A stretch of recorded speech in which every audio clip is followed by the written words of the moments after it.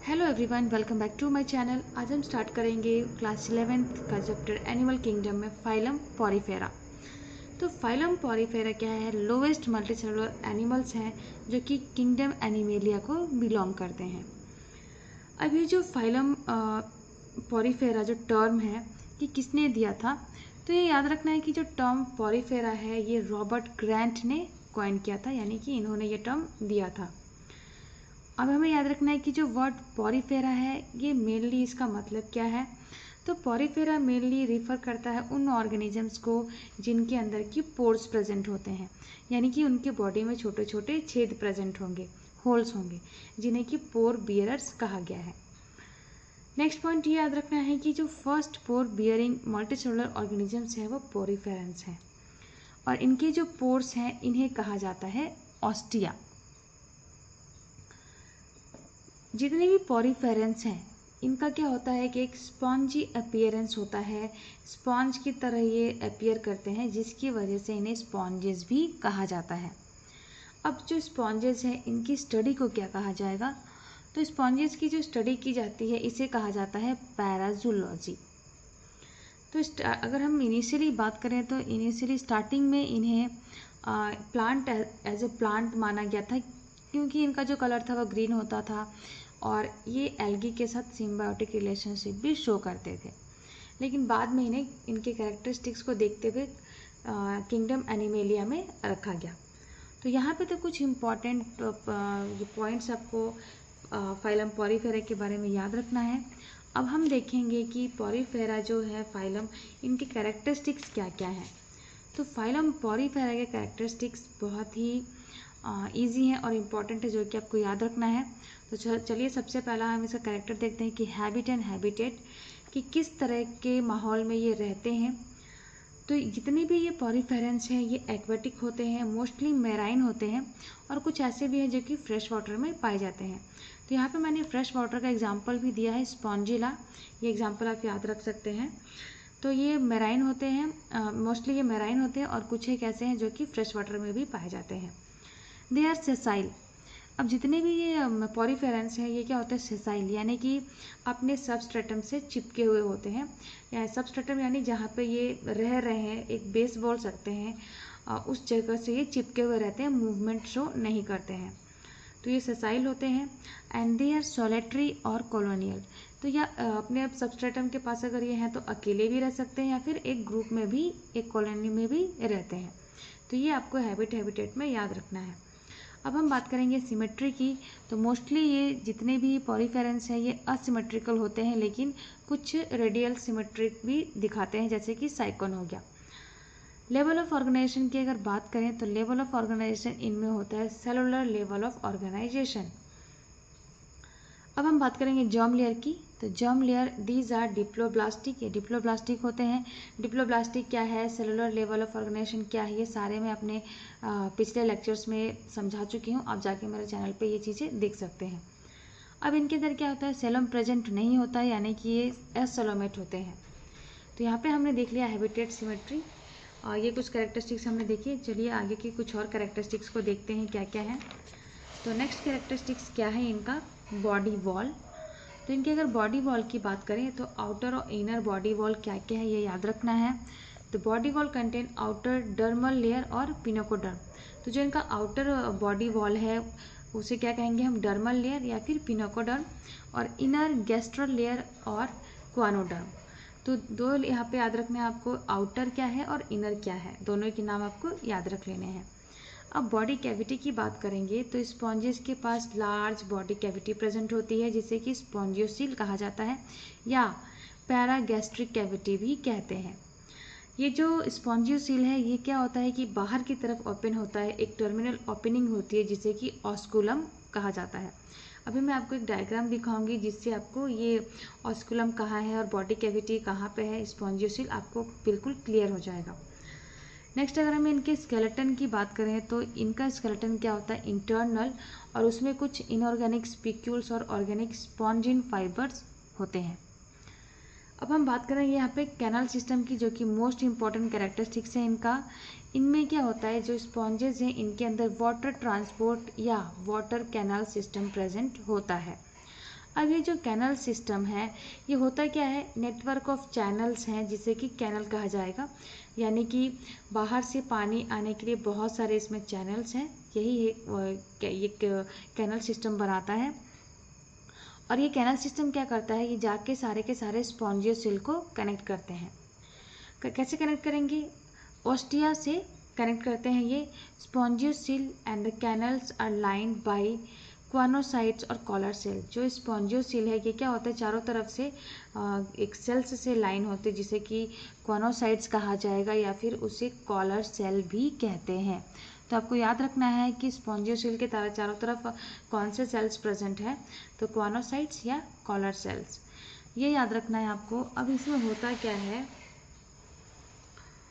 It maintain a constant flow of water from ostia to osculum through spongocoel. इनमें क्या होता है, एक कांस्टेंट वाटर का फ्लो होता रहता है ऑस्टिया से ऑस्कुलम तक, और बीच में क्या होता है, स्पॉन्जियोसिल है, तो स्पॉन्जियोसिल के थ्रू ऑस्टिया से ऑस्कुलम में इनका एक कांस्टेंट वाटर का फ्लो होता रहता है।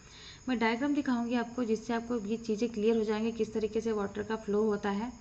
उसके पहले हम देख लेते हैं कि जो ये वाटर कैनल सिस्टम है इनके अंदर उससे क्या क्या फंक्शंस होते हैं। बहुत सारे फंक्शंस हैं, जैसे कि फूड गैदरिंग यानी कि न्यूट्रिशन में हेल्प होता है।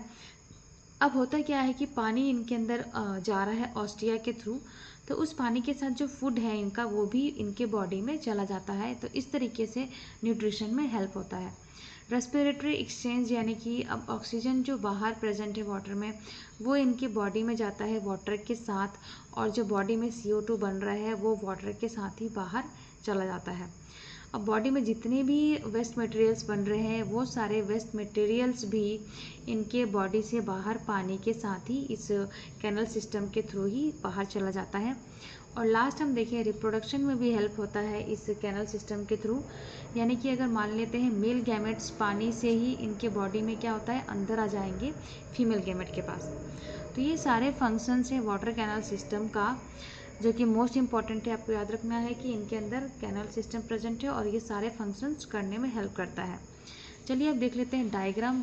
जो डायग्राम हम देखेंगे इससे हर चीज़ें क्लियर हो जाएंगी। तो ये मान लेते हैं हम इसका एक ये पॉरीफेरन का एक बॉडी है।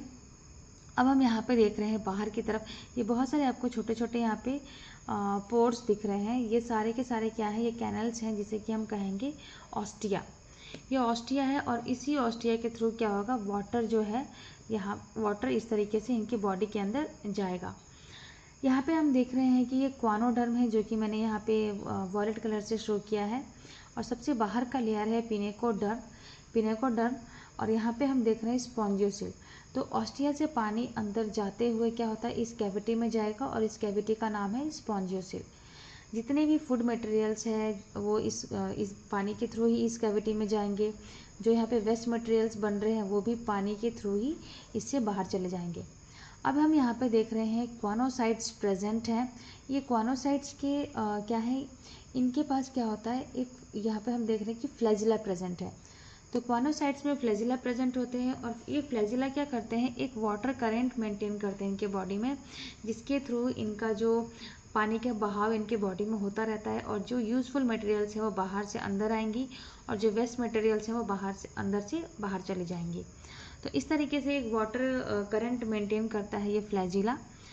लास्ट में यहाँ पे हम देख रहे हैं ऑस्कुलम। तो ऑस्कुलम के थ्रू जितने भी वेस्ट मटेरियल्स हैं या फिर रिस्पिरेटरी एक्सचेंज होने के लिए जो कार्बन डाइऑक्साइड बना इनकी बॉडी में वो भी पानी के साथ ऑस्कुलम से होते हुए बाहर चला जाएगा। तो बहुत ही सिंपल तरीका है, हमें याद रखना है कि ऑस्टिया से पानी जा रहा है इनके बॉडी के अंदर और ऑस्कुलम से बाहर जाता है। और हम यहाँ पे जितने भी यहाँ पे ये दिख रहे हैं हमें ये पोर्स हैं जिसे जो कि ऑस्टिया ही है। तो हमें ये भी याद रखना है कि ऑस्टिया नंबर्स में बहुत ज़्यादा होते हैं और ऑस्कुलम कम होते हैं अगर कंपेयर करेंगे तो ये तो हो गई यहाँ पे बात इनके कैनल सिस्टम की। अब हम बात करेंगे यहाँ पे डाइजेशन की। तो अगर डाइजेशन की बात करें तो इनका डाइजेशन होता है इंट्रासेलुलर डाइजेशन, यानी कि सेल के अंदर होता है इनका डाइजेशन। एक चीज़ यहाँ पे याद रखना है कि डाइजेशन दो तरीके से होता है, इंट्रासेलुलर और एक्स्ट्रा सेलुलर। तो इंट्रासेलुलर डाइजेशन वो डाइजेशन है जिसमें कि फूड क्या होता है सेल के अंदर डाइजेस्ट होता है, और एक्स्ट्रा सेलुलर डाइजेशन में क्या होता है फूड डाइजेस्ट होता है स्टमक कैविटी में। जैसे कि स्टमक का कैविटी है और स्टमक कैविटी के चारों तरफ बहुत सारे सेल्स प्रेजेंट होंगे। वो सेल्स क्या करते हैं, डाइजेस्टिव एंजाइम को सीक्रेट करके स्टमक कैविटी में भेजते हैं और उस स्टमक कैविटी में फूड का डाइजेशन होता है और ये पूरा का पूरा प्रोसेस होता है एक्स्ट्रा सेलुलर डाइजेशन में। लेकिन इंट्रा सेलुलर डाइजेशन में क्या होता है, फूड डायरेक्टली सेल के अंदर जाता है और उसी सेल के अंदर प्रेजेंट होते हैं डाइजेस्टिव एंजाइम्स और सेल के अंदर ही डाइजेस्टिव एंजाइम्स फूड को डाइजेस्ट कर देते हैं। तो ये प्रोसेस होता है इंट्रा सेलुलर में। तो याद रखना है कि जो पॉरीफेरेंस हैं उनके अंदर इंट्रा सेलुलर डाइजेशन होता है। नेक्स्ट हम बात करेंगे इनमें सर्कुलेशन की। तो सर्कुलेशन क्या होता है, एमीबोसाइट्स जो होते हैं सेल्स ऑफ मेसोहाइल हैं ये, और ये हेल्प करते हैं सर्कुलेशन करने में इनके बॉडी के अंदर। अब हम बात करेंगे रेस्पिरेशन में। तो रेस्पिरेशन और एक्सक्रीशन क्या होता है, सिंपल डिफ्यूजन के प्रोसेस से होता है। अब अगर हम यहाँ पे बात करें कि इनमें एक्सक्रीटरी मटेरियल क्या बन रहा है, तो वो होता है एमोनिया। एमोनिया इनका एक्सक्रीटरी मटेरियल है जो कि वेस्ट मटेरियल है और पानी के थ्रू स्पॉन्जी सेल से होते हुए ऑस्कुलम से बाहर निकल जाता है। तो ये हो गया। अब हम देखेंगे इनके रिप्रोडक्शन की बात करें तो रिप्रोडक्शन का प्रोसेस क्या है, ये सबसे पहले याद रखना है कि जो इस पॉरीफेरेंस हैं वो हर्माफ्रोडाइट होते हैं, यानी कि हर्माफ्रोडाइट यानी कि बाइसेक्सुअल होते हैं। इनमें मेल और फीमेल सेक्सेस सेपरेट नहीं होते हैं, एक ही ऑर्गेनिजम्स के अंदर दोनों ही मेल फीमेल सेक्स होंगे। अब हम देखेंगे यहाँ पे कि जो स्पॉन्जेस हैं वो असेक्सुअल मेथड से भी रिप्रोड्यूस करते हैं और सेक्सुअल मेथड से भी रिप्रोड्यूस करते हैं। तो असेक्सुअल रिप्रोडक्शन इनमें किस प्रोसेस से होता है, तो असेक्सुअल रिप्रोडक्शन होता है फ्रेगमेंटेशन और इंटरनल बर्डिंग के प्रोसेस से। अब फ्रेगमेंटेशन में क्या होगा, तो फ्रेगमेंटेशन में क्या होता है कि जो बॉडी है वो बहुत सारे फ्रेगमेंट्स में डिवाइड हो जाएगी और हर एक फ्रेगमेंट यानी कि बहुत सारे टुकड़ों में डिवाइड हो जाएगी और हर एक जो वहाँ पे फ्रेगमेंट है, हर एक जो टुकड़ा है वो क्या होगा, एक नई इंडिविजुअल में डेवलप हो जाएगा। तो ये पूरा होता है फ्रेगमेंटेशन के प्रोसेस में। अब हम बात करेंगे इंटरनल बर्डिंग की। तो हमें अगर देखें तो हाइड्रा का हमने एग्जांपल पढ़ा हुआ जिसमें कि बर्ड उसके बॉडी में बॉडी के बाहर मतलब बॉडी के ऊपर में बनता है बर्ड और वो फिर उस बॉडी से अलग होके एक न्यू इंडिविजुअल बना लेता है। लेकिन इनके अंदर क्या होता है कि इंटरनल बर्डिंग होगा, जो बर्ड्स हैं वो इंटरनली बनेंगे, अंदर बनेंगे और वहाँ पे क्या बनेगा, गैम्यूल्स फॉर्मेशन होगा, गैम्यूल फॉर्मेशन होगा और इन गैम्यूल्स के अंदर क्या होता है, टोटीपोटेंट सेल्स प्रेजेंट होते हैं और यही टोटीपोटेंट सेल्स एक न्यू ऑर्गेनिज्म को बनने में हेल्प करते हैं। तो इतना आपको याद रखना है। अब अगर हम बात करें सेक्सुअल रिप्रोडक्शन की, तो सेक्सुअल रिप्रोडक्शन क्या होता है, इसमें गैमेट के फॉर्मेशन से होता है। इनका जो फर्टिलाइजेशन है वो इंटरनल होगा और क्रॉस होगा। तो हम यहाँ पे क्रॉस क्यों बोल रहे हैं, हमने तो अभी देखा कि जो पॉरीफेरेंस है उनके बाइसेक्सुअल हैं, यानी कि मेल और फीमेल गैमेट दोनों ही प्रेजेंट हैं उनमें। तो क्रॉस फर्टिलाइजेशन कैसे हुआ, तो इनमें होता क्या है कि जो मेल और फीमेल गैमेट्स हैं दोनों का जो मैच्योर होने का टाइम है वो एक साथ नहीं होता है। किसी में मेल गैमेट जल्दी मैच्योर होंगे और किसी में अगर फीमेल गैमेट मैच्योर है तो वो आपस में क्या करेंगे, क्रॉस करके फर्टिलाइजेशन करेंगे। तो ये चीज़ याद रखना है कि इनमें फर्टिलाइजेशन इंटरनल होता है और क्रॉस होता है। यानी कि क्या होगा, स्पर्म एक स्पॉन्ज का स्पर्म क्या होगा, वाटर करंट के साथ बह के दूसरे स्पॉन्ज के ओवर तक पहुँचेगा और वहाँ पे वो लोग क्या करेंगे, फर्टिलाइजेशन का प्रोसेस करेंगे। अब अगर इनकी बात करेंगे, इनमें क्या होता है कि लार्वल स्टेज होता है तो इसलिए इनका डेवलपमेंट क्या है, इनडायरेक्ट है। तो इतनी सारी चीज़ें आपको याद रखना है इनके बारे में। ये सारे के सारे कैरेक्टरिस्टिक्स बहुत इंपॉर्टेंट हैं जो कि मैंने अच्छी तरीके से एक्सप्लेन करने की कोशिश की है। अब हम लास्ट में इसके एग्जांपल्स देख लेते हैं। तो एग्जांपल हो गया आपका साइकोन, जिसे कि स्काइपा भी कहा जाता है, और नेक्स्ट है स्पॉन्जिला जिसे फ्रेश वाटर स्पॉन्ज कहेंगे, यानी कि एग्जांपल है ये फ्रेश वाटर स्पॉन्ज का। और यू स्पॉन्जिया जिसे कि बाथ स्पॉन्ज भी कहा जाता है। तो यहाँ पे हमने सारे के सारे कैरेक्टरिस्टिक्स पॉरीफेरेंस के देख लिए। पॉरीफेरा के जो फाइलम है इसका हर एक कैरेक्टरिस्टिक्स मैंने एक्सप्लेन कर दिया है।